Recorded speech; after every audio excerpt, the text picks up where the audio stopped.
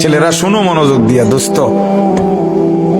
উচিত তো তোমগরে কাছেটাই না বলা, বুকে জড়াইয়া ধরে বলা, বুকে জড়িয়ে ধরে বলা।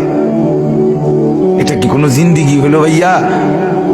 কখনোই আল্লাহকে ডাকতে মন চায় না, এক বেলা নামাজ পড়তেও মন চায় না, কোনো দিন ফজরের নামাজ পড়তে মন চায় না, কোনো দিনও আল্লাহকে ডাকতে মন চায় না। আয় হায় হায়, এটা কি কোনো মানুষের জীবন হইল ভাইয়া? রাস্তার কুত্তার দিকে একবার তাকাইয়া দেখো, তোমার মাঝে আর তার মাঝে কোনো পার্থক্য দেখোনি? বেনামাজি তুমি দেখো, রাস্তার কুকুরে দেখো, তোমার সাথে তার তফাৎ কি দেখো না? বেপর্দা মহিলাকে বলো না যে বোন দেখো রাস্তার কুকুরের সাথে তফাৎ কি? বেহায়া নারীকে বলেন এক কুকুর দুর্গন্ধ ছড়ায়, বেহায়া নারী তার চাইতে বেশি দুর্গন্ধ ছড়ায়। বেপর্দা নারী সমাজ আরো বেশি নষ্ট করে, সমাজ নষ্ট করে।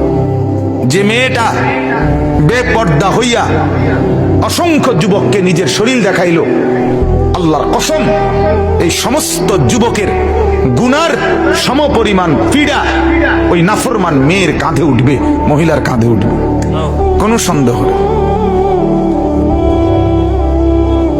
এজন্য বাপ আল্লাহ তাআলা প্রথম এটাই বললেন যে আমার বান্দা বিশ্বাস করো, গোটা জমিন আমি উপযোগী, আমি বানাই দিছি।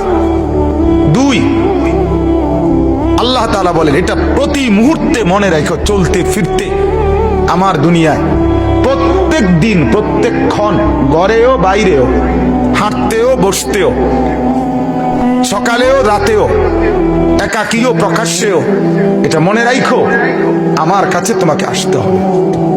হবে কিনা বলেন না? কোনো সন্দেহ।